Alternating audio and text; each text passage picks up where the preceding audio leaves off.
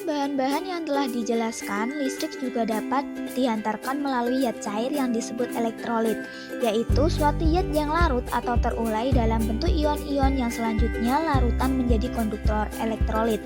Elektrolit umumnya berbentuk asam, basa, atau garam.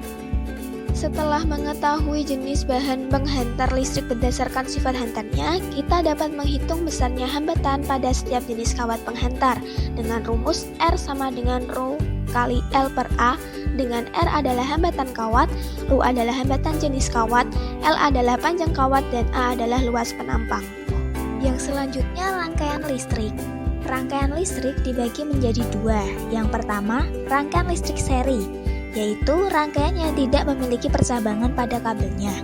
Yang kedua, rangkaian listrik paralel, yaitu rangkaian listrik yang memiliki percabangan pada kabelnya.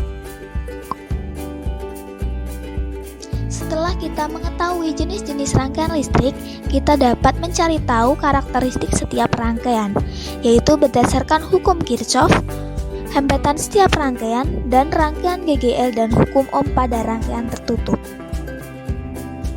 Yang pertama berdasarkan hukum Kirchhoff yang menyatakan bahwa besarnya arus listrik yang masuk titik percabangan sama dengan besarnya kuat arus listrik yang keluar dari titik percabangan kawat penghantar seperti pada gambar, sehingga dapat dinyatakan dengan I masuk sama dengan I keluar.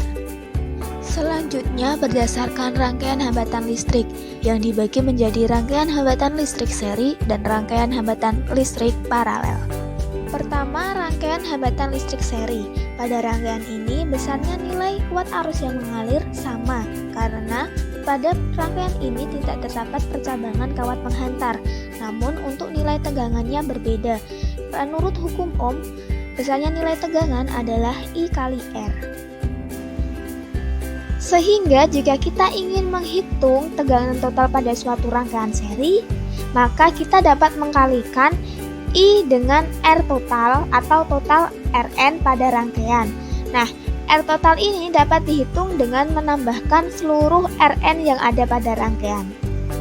Kedua, rangkaian hambatan listrik paralel, di mana pada rangkaian ini besarnya kuat arus yang mengalir pada setiap hambatan berbeda, karena rangkaian ini terdapat percabangan, di mana besarnya kuat arus yang masuk pada percabangan sama dengan arus yang keluar percabangan.